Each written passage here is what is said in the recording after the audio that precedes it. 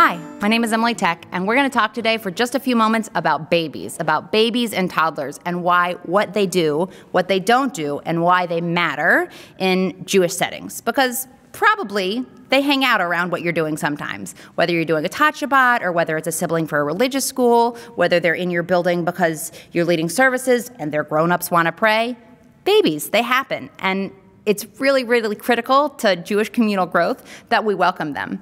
And it's not just because the babies need to be in services. It's a great thing for babies to be in services. Some of the first, most important things that kids will understand about God and understand about spirituality and understand about community come from the experiences that they have way before they can talk to you about them. Maria Montessori, who is just brilliant in so many ways, you might be familiar with the name, had a construct where she talked about humans being different than the rest of all of the other creatures in the world, because from the ages of 0 to 3, humans are in a spiritual embryo.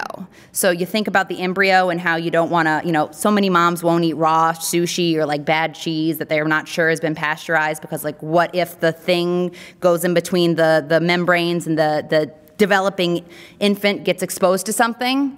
Think about that.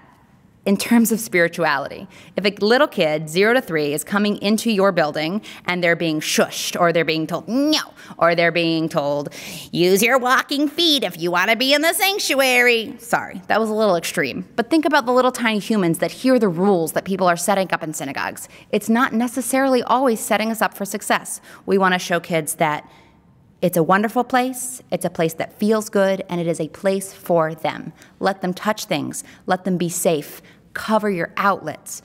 Make sure that you're not putting things that you don't want kids to touch in the reach of children. It doesn't seem like it's a big deal, but it actually is an enormous deal.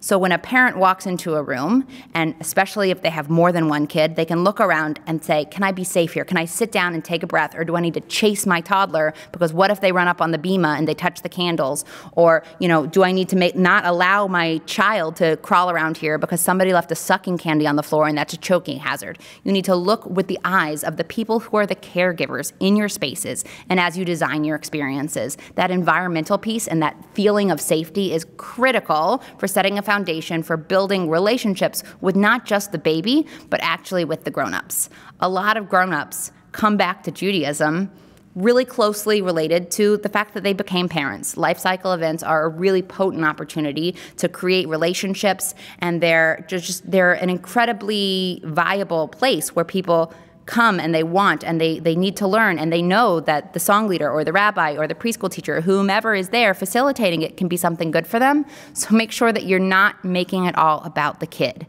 In 2010, the American Academy of Pediatricians started screening moms for postpartum depression at their child's well visits. So it is now the pediatrician's job to hand a survey to moms who just had babies. I think they do it 3 times in the baby's first year to make sure or to check in about the mom's mental health. Is that for the baby? Well, yes, it's about the mom, but if the mom isn't doing well, the baby can't do well.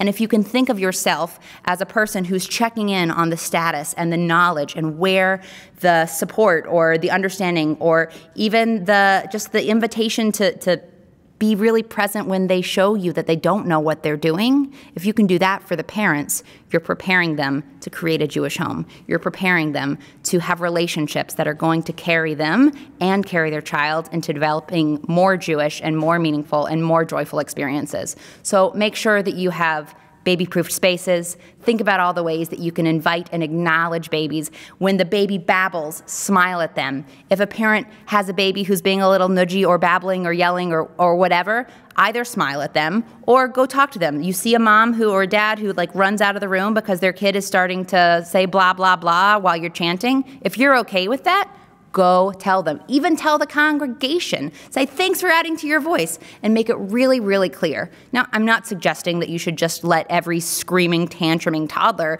be up on your bima, but figure out what your boundaries are and then communicate them, because everybody needs boundaries. Toddlers need boundaries, parents need boundaries. When you can make your expectations clear and you can invite babies and parents to be in your space and be safe and be secure and be authentic, even if they're sad, even if they're crying, even if they're nursing, even if they have a poopy diaper or whatever, that's gonna be how you plant seeds that's gonna let these babies grow. Maria Montessori talked about the embryonic status of 0 to 3-year-olds relating to their spirituality.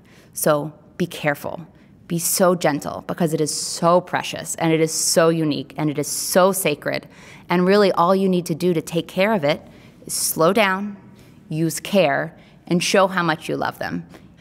I've talked to too many parents who think that their babies and their babbling, or their toddler who's carrying Cheerios, is not welcome in their synagogue, who isn't supposed to be on the bima, who isn't supposed to ask a question at full volume because they're 3 years old. But actually, a lot of leadership would welcome a child who wants to ask a big question, would love to show the congregation that a dancing toddler on the bima only sparks joy. So figure out what you want to do, and then make sure you tell it. Invite the joy and the beauty and the care of these little tiny, itty-bitty people who have these big, enormous souls to be present in your community.